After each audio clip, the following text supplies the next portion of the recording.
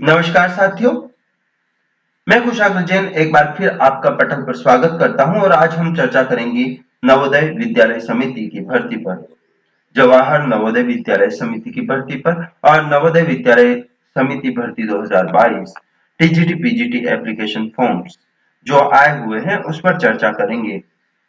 ऐसे में मैं आपसे को सबसे पहले तो कहूंगा कि आप निश्चय ही यहाँ पर वीडियो को लाइक करें, कमेंट करें यदि आपको कोई दिक्कत है तो, और शेयर करें अधिक से अधिक, और चैनल को सब्सक्राइब करें ताकि आप नए नोटिफिकेशन प्राप्त कर सकें।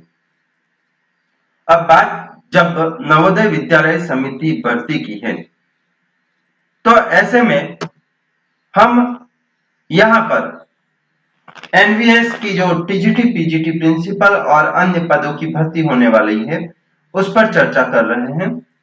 और उस पर चर्चा करते समय यह ध्यान रखना चाहिए कि नवोदय विद्यालय क्या है। तो ये नवोदय विद्यालय केंद्र सरकार द्वारा खोले गए देश भर के हर जिले में ऐसे संस्थान हैं जहां विद्यार्थियों के रहने, खाने और अन्य सुविधाएं होती है। विद्यार्थियों को लाइब्रेरी, खेल मैदान, लैब्स जैसी सुविधा मुहैया कराई जाती है। हर ग्रामीण क्षेत्र में लगभग एक नवोदय विद्यालय स्थापित है जहां पर छठी, 9वीं और 11वीं क्लास के लिए एडमिशन होता है। इसका उद्देश्य छिपी हुई प्रतिभाओं को सामने लाना है। ऐसे में यहाँ की जो बहुप्रतीक्षित भर्ती है उसके लिए आवेदन शुरू हो गए हैं और अधिक से अधिक युवा इससे जुड़ रहे हैं। तो ऐसे में हमें ध्यान रखना चाहिए कि इसमें जो भर्ती है उसमें लगभग 1616 पद है। यह पद जैसा कि नोटिफिकेशन में दिया हुआ है एनवीएस समिति द्वारा रिक्तियां घटाई या बढ़ाई जा सकती है, लेकिन फिर भी वर्तमान में 1616 पद बताए गए हैं। ऐसे में जो पद है उसमें 683 TGT, 397 PGT post graduate teacher, 181 विविध श्रेणी अर्थात कि संगीत, कला और लाइब्रेरियन, पीटी जैसे पदों पर तथा 12 पोस्ट जो है वह प्रिंसिपल के लिए है।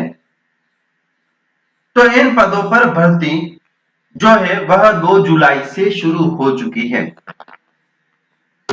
आगे हम देखते हैं जो पदों का वर्गीकरण है।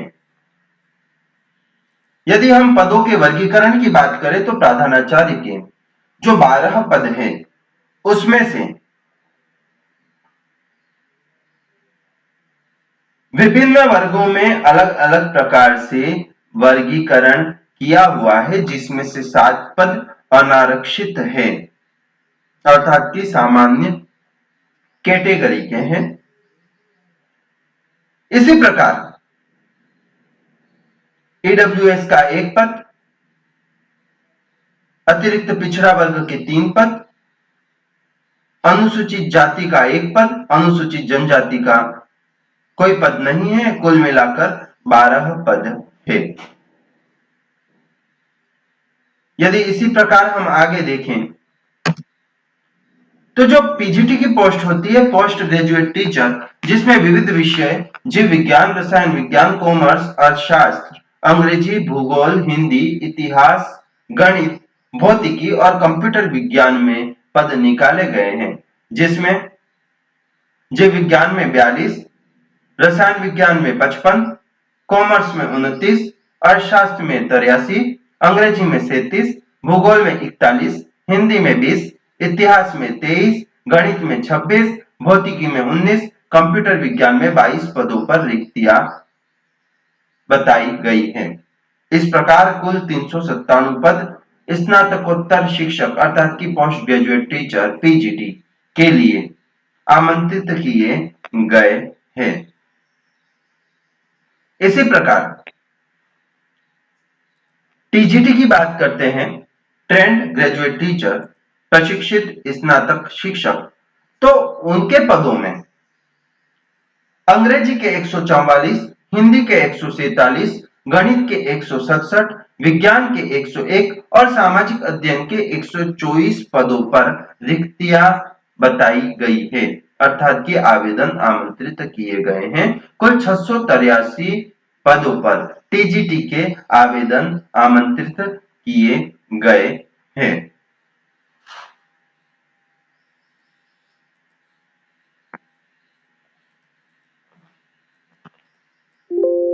अब ऐसे में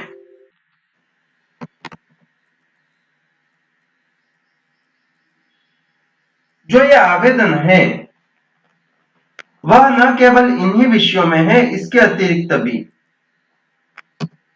कुछ विषय जैसे कुछ भाषाएं अर्थात कि असमी, बोडो, गारो,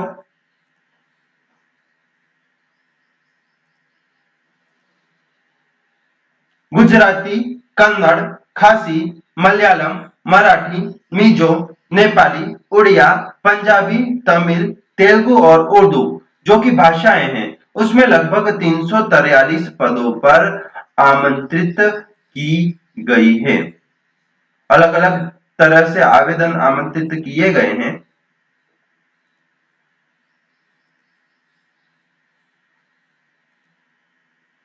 अब इसके अतिरिक्त यदि हम बात करते हैं तो ऐसी श्रेणी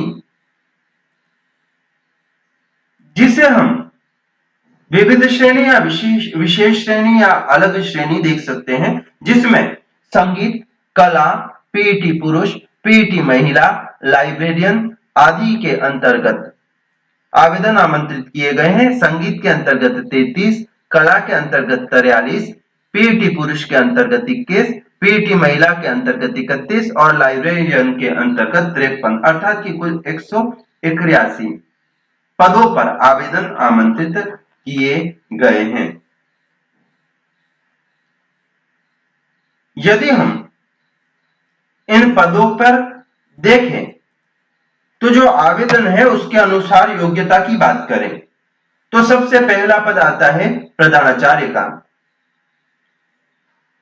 जिसमें 66 पद हैं और जिसकी आयु सीमा अधिकतम 50 वर्ष है।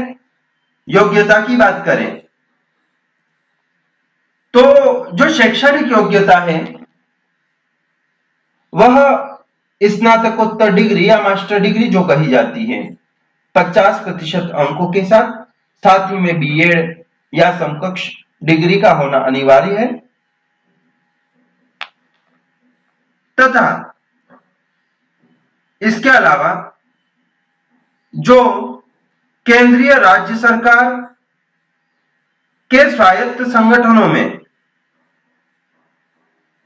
इन पदों पर रहे हैं, इस पद पर है या जो लेवल 10 का वेतन है उप प्रधानाचार्य, सहायक शिक्षा अधिकारी, पीजीटी या उप प्रधानाचार्य के तौर पर कार्य कर रहे हैं और 7 वर्ष का अनुभव रखते हैं और जिनमें न्यूनतम 2 वर्ष उप प्रधानाचार्य होने चाहिए।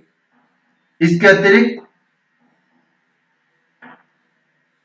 पीजीटी अथवा प्रवक्ता ग्रेड में कम से कम 8 वर्ष तक रहे हो, पे मैट्रिक लेवल 8 जो कि केंद्र व राज्य सरकार का है। इस प्रकार से अलग अलग योग्यताएं वह निविदा में दे रखी है, लेकिन फिर भी बात करें तो जो यहां पर जरूरी बात आती है, ऐसे शिक्षक जिन्हें पूर्णतः आवासीय विद्यालय के हाउस मास्टर के तौर पर कम से कम 3 वर्षों का अनुभव हो, ऐसे शिक्षक जिन्हें पूर्णतः आवासीय सीबीएसई संबद्ध सरकारी मान्यता प्राप्त विद्यालय में कार्य का अनुभव हो, अंग्रेजी और हिंदी क्षेत्रीय भाषा में दक्षता रखते हैं अथवा कंप्यूटर के कार्य साधक, मतलब अथवा नहीं, अंग्रेजी और हिंदी की भाषा की दक्षता या क्षेत्रीय भाषा की दक्षता तथा साथ में कंप्यूटर को चलाना जानते हो, वह प्रधानाचार्य या प्रिंसिपल पद के योग्य है।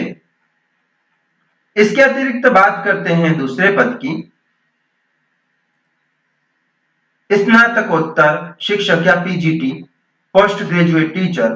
तो इसके लिए जो 294 पद पर आवेदन आमंत्रित किए गए हैं, उनमें स्नातकोत्तर पदों के आवेदन की जब बात करते हैं तो संबंधित शिक्षक को जिस भी विषय में वह आवेदन कर रहा है उस विषय में 50% अंकों के साथ स्नातकोत्तर डिग्री होना अपेक्षित है।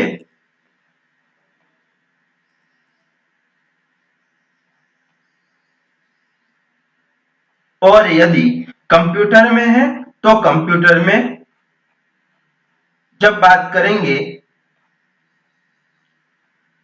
तो या तो वह बी या बीटेक हो सकता है, कंप्यूटर विज्ञान में स्नातकोत्तर डिप्लोमा हो सकता है, एमएससी हो सकता है, बीएससी हो सकता है तथा साथ में स्नातकोत्तर हो सकता है। कंप्यूटर विज्ञान आईटी में स्नातकोत्तर हो सकता है।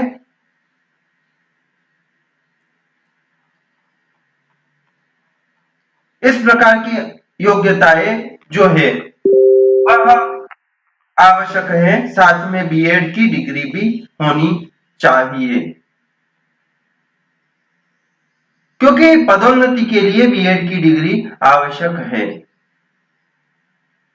यदि हम बात करते हैं प्रशिक्षित स्नातक टीचर की, ग्रुप बी की, तो ऐसे में यहां पर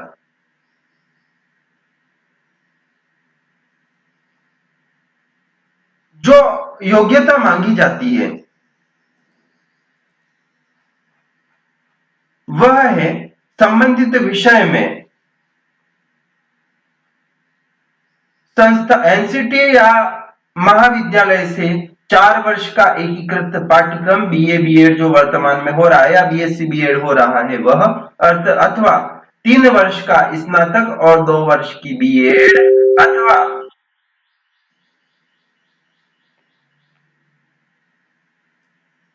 50% अंकों के साथ बैचलर डिग्री और उसके साथ में अन्य जो वांछनीय योग्यता है वह होनी चाहिए। संबंधित यदि विषयों की बात के अलावा यदि हम भाषाओं की बात करते हैं तो भाषागत उपलब्धि में भी इसी प्रकार की बात आती है। इसके अतिरिक्त यदि हम बात करते हैं तो ऐसे में जो कला, संगीत, पीईटी और लाइब्रेरियन की बात रह जाती है, जिसके लिए अधिकतम 35 वर्ष की उम्र मांगी गई है। और ऐसे में या तो संगीत के लिए देखें पहले तो संगीत में जो योग्यताएं हैं वह 5 वर्ष का डिग्री हो सकती है, स्नातक स्नातकोत्तर डिग्री के समकक्ष 5 वर्ष अध्ययन अर्थात कि डिप्लोमा हो सकता है, बैचलर डिग्री हो सकती है, अथवा किसी ने स्नातकोत्तर कर रखा हो, इस प्रकार की जो बात आती है। यदि हम कला की बात करते हैं तो कला में 12वीं करने के बाद मतलब कि कला की विषय के साथ 12वीं पढ़ने के साथ 4 वर्ष का डिप्लोमा किया हो या फिर जिसने 5 वर्ष का डिप्लोमा प्राप्त किया हो 10वीं के बाद, अथवा जिसने मान्यता प्राप्त विश्वविद्यालय से फाइन आर्ट्स एंड क्राफ्ट्स में डिग्री ले रखी हो और साथ ही बीएड किया हुआ हो, तो ऐसा कोई भी विद्यार्थी इसके लिए आवेदन कर सकता है। यहाँ पर आवासीय विद्यालय में कार्य करने का अनुभव, बीएड की डिग्री, अंग्रेजी और हिंदी अन्य भाषा में कार्य का ज्ञान, कंप्यूटर में कार्य का ज्ञान आदि अन्य महत्वपूर्ण बातों में आ जाता है। इसके अलावा पीईटी पुरुष एवं महिला के लिए शारीरिक शिक्षा में बैचलर की डिग्री होना आवश्यक है अथवा फिर डीपीएड किया हुआ हो, तो इस प्रकार की योग्यता रखने वाले इसके लिए योग्य है। इसके अतिरिक्त यदि हम लाइब्रेरियन की बातें करते हैं, तो लाइब्रेरियन में स्नातक की डिग्री अथवा 1 वर्ष का डिप्लोमा, स्नातक की डिग्री के साथ 1 वर्ष का डिप्लोमा अथवा इससे समकक्ष कोई कोर्स किया हुआ हो और अंग्रेजी व हिंदी अथवा क्षेत्रीय जो भाषा है उसका ज्ञान रखते हो, तो इस प्रकार की जो बातें हैं वह महत्वपूर्ण है। इसके अतिरिक्त यदि हम देखते हैं आयु सीमा की बात करें, तो यहाँ पर आयु सीमा में छूट भी दी जा रही है। और क्या छूट दी जा रही है, तो अनुसूचित जाति जनजाति को 5 वर्ष, अन्य पिछड़ा वर्ग को 3 वर्ष, महिलाओं को 10 वर्ष के लिए, और जो नवोदय के कर्मचारी हैं उनके लिए कोई आयु सीमा नहीं है।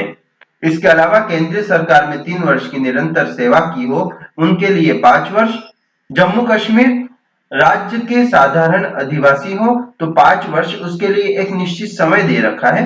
उसके अलावा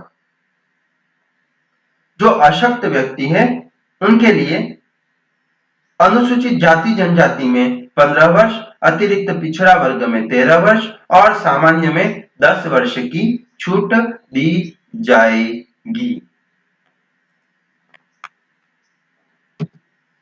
इसके अतिरिक्त यदि हम देखें तो ऐसे आवेदक जो भूतपूर्व सैनिक रहे हो और सेना में 6 माह की लगातार सेवा की हो, उन्हें ऐसी सेवा की अवधि उनके वास्तविक आयु से घटाने की अनुमति दी जाएगी। और यदि परिणामी आयु पद के लिए निर्धारित अधिकतम आयु से 3 वर्ष से अधिक नहीं होती है तो उसे आयु सीमा संबंधित शर्त पूरा किया माना जाएगा। ऐसे भूतपूर्व सैनिक जो कि सरकार के अधीन नियमित सिविल कर्मचारियों के तौर पर पहले ही भूतपूर्व सैनिक के तौर पर आरक्षण का लाभ प्राप्त कर चुके हैं, तो वह अलग है। और उसके अलावा लागू नियमों के अधीन किए गए प्रावधान के अनुरूप बल आयु में छूट के हकदार है।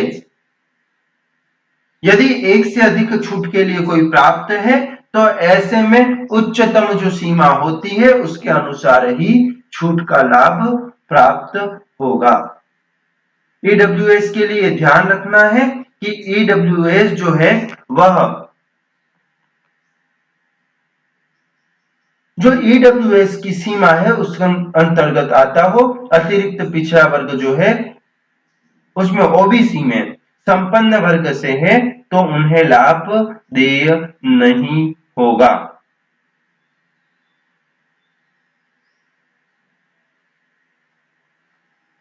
इसके अतिरिक्त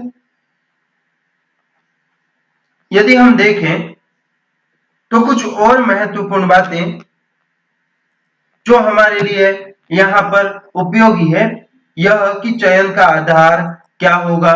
तो अब यहाँ पर जो चयन किया जाएगा वह कंप्यूटर आधारित परीक्षा के आधार पर किया जाएगा जिसे सीबीटी कहते हैं। और ऐसे में जो परीक्षा होगी उसके लिए भी सिलेबस निर्धारित है, पाठ्यक्रम निर्धारित है। जैसे प्रधानाचार्य के लिए 150 अंक का एक पेपर होगा जिसमें 150 प्रश्न होंगे, 3 घंटे का प्रश्न पत्र यहां पर होगा जिसमें रीजनिंग, सामान्य जागरूकता, भाषा सक्षमता परीक्षा जिसमें अंग्रेजी और हिंदी के 10-10 अंकों के प्रश्न होंगे। इसके अलावा शैक्षणिक और आवासीय पहलू और प्रशासन और वित्त से संबंधित बातों को पूछा जाएगा। पीजीटी के लिए यदि कहें तो पीजीटी के लिए भी वही बात आ जाएगी। यहाँ पर कुल 130 प्रश्न जो है वह सामान्य जागरूकता, रीजनिंग, आईटी और डोमेन का ज्ञान आदि से संबंधित पूछे जाएंगे, मतलब कि संबंधित विषय का ज्ञान। और इसके अतिरिक्त भाषा सक्षमता परीक्षा अंग्रेजी और हिंदी प्रत्येक विषय दोनों के 10-10 प्रश्न पूछे जाएंगे। इस प्रकार 150 अंकों का प्रश्न पत्र होगा। यदि इसी की बात करें टीजीटी की, तो यदि हम टीजीटी की बात करते हैं तो ऐसे में यहां पर भी 150 अंकों का प्रश्न पत्र होगा, जिसमें सामान्य जागरूकता, रीजनिंग, आईटी का ज्ञान, शिक्षण अभिरुचि और संबंधित विषय। तो सामान्य जागरूकता के 10, रीजनिंग के 10, आईसीटी के 10, शिक्षण अभिरुचि के 10 और संबंधित विषय के 80 प्रश्न पूछे जाएंगे। इसके अलावा हिंदी और अंग्रेजी के कुल 30 प्रश्न, मतलब कि कुल 30 प्रश्न पूछे जाएंगे, जिसमें से 40% अंक प्राप्त करना अनिवार्य है। यह जो 40% अंक प्राप्त करने की शर्त है, वह न केवल यहाँ पर बल्कि पीजीटी में भी अनिवार्य है। इसके अतिरिक्त जो अन्य विषय हैं, उसमें भी संबंधित विषय और इसके अलावा हिंदी, अंग्रेजी, सामान्य जागरूकता, रीजनिंग, आईसीटी, शिक्षण अभिरुचि आदि से संबंधित प्रश्न पूछे जाएंगे। यहां पर जो बात है आवेदन की तिथि की, तो 2 जुलाई से आवेदन प्रारंभ हो चुके हैं और 22 जुलाई इसकी अंतिम तिथि है। फीस भरने की भी तिथि वही है, 2 जुलाई से 22 जुलाई 2022। परीक्षा की तिथि जल्द ही घोषित कर दी जाएगी। अब ऐसे में कुछ अन्य महत्वपूर्ण बातें जो आपको ध्यान रखना है कि ऐसे में यहाँ पर कौन आवेदन के लिए योग्य है। इसके पहले एक बात और ध्यान रख ले कि यदि आपके द्वारा फीस भर दी जाती है, तो ऐसे में आप पुनः फीस प्राप्त करने के लिए योग्य नहीं है। जो सामान्य बात है वह यह है कि जो भी आवेदन करता है वह भारत का नागरिक होना चाहिए। इसके अतिरिक्त जो भी पद आवेदन हेतु बताए गए हैं, उनकी संख्या कम या ज्यादा की जा सकती है। सारे पेपर में यह बात भी ध्यान रखनी है कि नकारात्मक अंकन भी होगा, जिसमें 1/4 अंकों की कटौती की जाएगी। पेपर 2 भाषा में होगा, अर्थात कि हिंदी और अंग्रेजी में होगा।